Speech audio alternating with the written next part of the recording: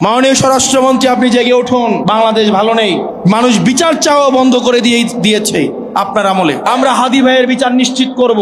এই বিচারহীনতার সংস্কৃতিতে আমরা জানি হাদি ভাইয়ের বিচার আস্তে আস্তে এটা ফেডেড হয়ে যাচ্ছে।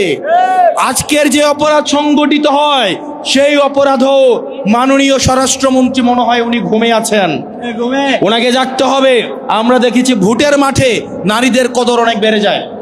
আমরা দেখেছি ভোটের মাঠে যারা প্রার্থী হয় তারা নারীদের পায়ে ধরে আম্মা গো, খালা গো, জেডি গো বলে পারেন, একদম পায়ে ধরে ধরে রাখে। কিন্তু ভোট শেষ, নারীদের মূল্যায়ন শেষ। আমরা এমন বাংলাদেশ চাই না যে বাংলাদেশে ভোটের আগে নেতা এরই খেতে আলি লাগাইতে নেমে যায় না, যায় না। আর নেতার পরে, ভোটের পরে আর নেতার খোঁজ পাওয়া যায় না। আমরা চাই রাজনীতিতে নারীদের সম অংশগ্রহণ থাকুক। শুধু এটা অলংকারিক অংশগ্রহণ নয়, বরং নীতি নির্ধারণী পর্যায়ে আমাদের নারীদের অংশগ্রহণ প্রয়োজন। এবং আমাদের সংখ্যালঘু যারা রয়েছে, আমরা তাদেরকে সংখ্যালঘু মনে করি না। বাংলাদেশে কেবলমাত্র সংখ্যালঘু তারাই যারা বাংলাদেশ বিরোধী। আমার যে হিন্দু ভাইরা রয়েছে, বৌদ্ধ খ্রিস্টান ভাইরা রয়েছে, আমরা তাদের অধিকার নিশ্চিত করতে চাই, তাদেরকে নিয়ে পরবর্তী বাংলাদেশ বিনির্মাণ করতে চাই। প্রিয় মনোহরগঞ্জবাসী, সারা বাংলাদেশে কোনো মার্কা আছে? মনোহরগঞ্জে কোনো মার্কা আছে? এই তরুণ প্রজন্মের কোনো মার্কা আছে?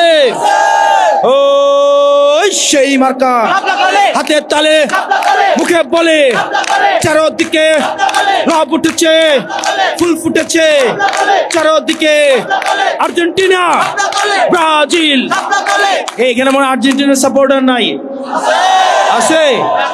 ওই আর্জেন্টিনার, ব্রাজিলের, পর্তুগালের, স্পেনের, আরো জোরে চারদিকে রব উঠেছে, ফুল ফুটেছে চারদিকে।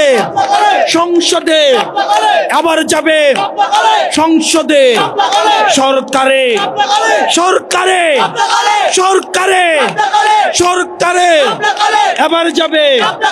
ইনকিলাব ইনকিলাব। আমাদের